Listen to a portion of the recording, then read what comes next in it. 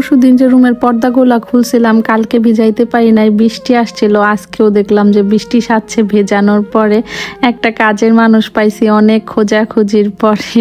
ঘর মুইসা দিব উপরে নিচে, তারপরে আবার কাপড় টাপড়ও ধুইয়া দিব। তবে এক্সট্রা কোনো কাপড় ধুইলে আবার এক্সট্রা করে টাকা দিতে হইব। যেমন এই পর্দাগুলা ভিজাইছি, এখন যদি ধুইয়া দিতে বলি তাহলে এক্সট্রা টাকা দিতে হইব। তারপরও ভালো পাইছি তো অনেক খুঁজছি, অনেক মানুষ লাগাইছিলাম, আরেকজনের মাধ্যমে পাইছি। মেয়েটা অনেক বেশি ভালো। আমার ছোট জাল আজকে ভাকাটা কষাই দিছিল আর আমি এখানে বাটা ভর্তাগুলা বানাই নিতেছি। ওই বানাইতে চাইছিল, পরে আমি বললাম যে আজকে আমি বানাই, প্রতিদিন তো তুমিই বানাও। প্রতিদিন আমাদের ভর্তা বানানো দেখে অনেকে বলে যে আপু আপনারা প্রতিদিন এত রকম ভর্তা কিভাবে বানান, আমরা তো সপ্তাহে একদিন বানানোর সাহস পাই না।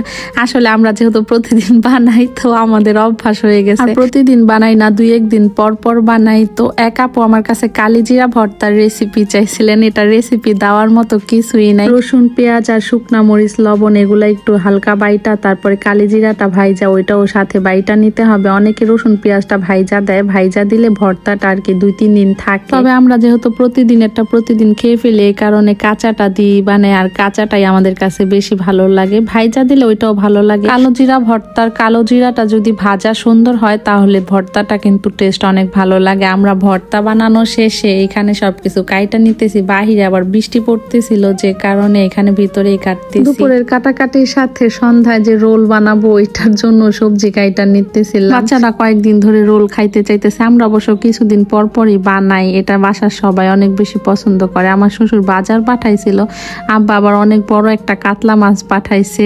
যদিও ভিডিওতে তেমন একটা বোঝা যাইতেছে না, তবে মাছটা অনেক বেশি বড় ছিল। এদিকে ডাটা আনছে, অনেক রকম সবজি আনছে। আব্বার এই জায়গায় আমি বলতেছিলাম আপনি সবজি আনলে সব একসাথে নিয়ে আসেন, কতগুলা সবজি আনছে। আমি আবার ভিতরে আসছিলাম পেঁয়াজ টিয়াজ এগুলা রাখতে, আইসা দেখি যে আব্বা ওরে কলা দিছে আর ওর আম্মুই আমাদের কাজ করে। অনেক বেশি ভালো, বাচ্চাটা অনেক শান্ত। আয়ানা নাইলের সাথে প্রতিদিনই খেলে এরকম। আমি বটিটা ধইরা রাখছিলাম, আমার জাল তো মাছের মাথাটা ছুটাইতেই পারতেছিল না, অনেক বড় যেহেতু ছিল। এরপর আমি আবার সবজিগুলা ভিতরে রাখতে আসছি, আর সবজিগুলা রাখার পর আমি দেখি কি বাচ্চাটা কলাটা অর্ধেক খাইয়া আর অর্ধেক রাইখা দিছে। এই ভাকাগুলো ওর মার খাইতে দিছিলাম, বলছে ঘর মোছা শেষে খাইবো। কেমনে বুঝলো এটা ওর আম্মুরে দিছে, ওইটার উপরে রাইখা গেছে।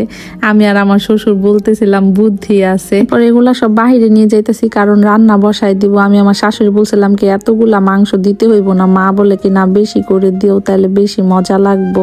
এরপর আমার জাল আবার এগুলা গ্যাসে সিদ্ধ করে আনছে, পরে দুই জাল মিলে এগুলা সিরা নিতেছিলাম। আমরা পরশুদিন যে চিকেন ফ্রাই খাইছিলাম ওই হাড্ডিগুলা নর্মাল ফ্রিজে রাইখা দিছিলাম। বলছিলাম কুকুর বিড়াল আসলে তারপরে দিব না। আগে তো আমাদের একটা বিড়াল ছিল, তো মারা গেছে।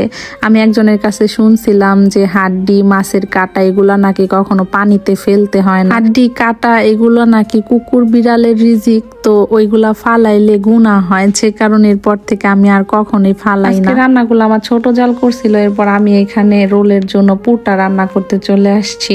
আর এই ভরবটিগুলো আমাদের গাছে হয়েছিল, ওই কয়টাও দিয়ে দিছি। গাজর, আলু, ভরবটি আর সাথে চিকেন দিছি বেশি করে। আজকে হয়ে গেছে প্রায়। মাংসটা তো যেভাবে কষাইতে হয় সবাই জানে, যার যার ইচ্ছা মতো রান্না করে নেবেন। ম্যাজিক মশলাটা অবশ্যই দিবেন, তাহলেই বেশি টেস্ট লাগে। আর সয়া সসটা দিলে। ওমা রান্না বাড়া কইরা আইসা আমরা বলছি রোল বানাবো, আইসা দেখি 3 জন মিল্লা এখানে তরকারি দেখতেছে কি রান্না করছে আজকে বাসায়। সামিউনের সাথে আর কাকিমা দুষ্টামি করতেছিল, আজকে সামিউনের মুরগির মাংস দেওয়া হইব না। তো সামিউন কেমন করলো তো দেখলেনি।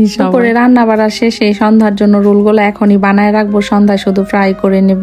কারণ সামিউন আর আয়ানের তো আবার পরীক্ষা, সন্ধ্যার পরে ওদের পড়াইতে বসাইতে হয়। এগুলা বানাইলে অনেক সময় নষ্ট হইব। শুধু ভাজতে গেলে তো বেশি সময় লাগে না, একবারে অনেকগুলা করে ভাজা যায়। আমি এটা একটা ডিম, লবণ আর তেল দিয়ে আটা দিয়ে ব্লেন্ডার করে ফেলছি। ব্লেন্ডার করলে অনেক বেশি সুন্দর হয়। আজকে আর এক্সট্রা করে আটা গুলানো লাগে না, গরম গরম এইভাবে লাইগা যাইতেছিল রোলগুলা।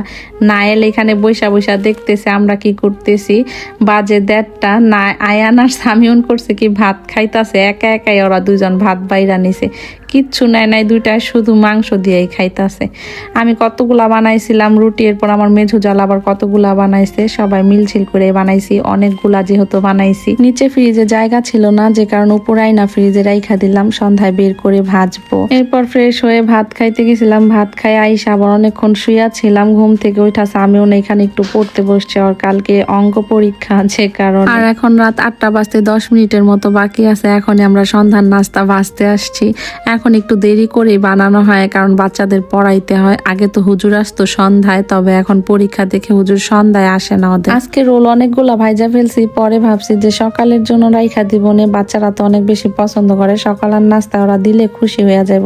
এখানে আমার জাল যে ছসটা বানায় ওইটা বানাইতেছিল কাঁচামরিচ, রসুন, ধনিয়া পাতা দিয়ে আর লেবুর রস দিয়ে। ওইটা কিন্তু অনেক বেশি মজা লাগে। আমি আমার শ্বশুরের দিয়ে গেছি, আব্বা তো খায়ও না এতগুলা, মায়ও খায় নাই। মা রাইখা দিছে, আব্বাও রাইখা দিছে, এ কারণে পরে আরো বেশি হয়ে গেছিল। তারপরে তো লেবুর রস দিয়ে নিতেছে, ওইগুলা ভালো করে সেই লাস্টে সোয়াবিন তেল গরম করে ঢাইলা দিল। এটা যে কি মজা, এর আগের ভিডিওতে তো আমি বলছিলাম, একদিন হইলেও কেউ ট্রাই করে দেখবেন এটা কেমন লাগে। তো আজ এ পর্যন্তই, কথা হবে অন্য কোনো ভিডিওতে। সবাই ভালো থাকবেন, আল্লাহ হাফেজ, আসসালামু আলাইকুম।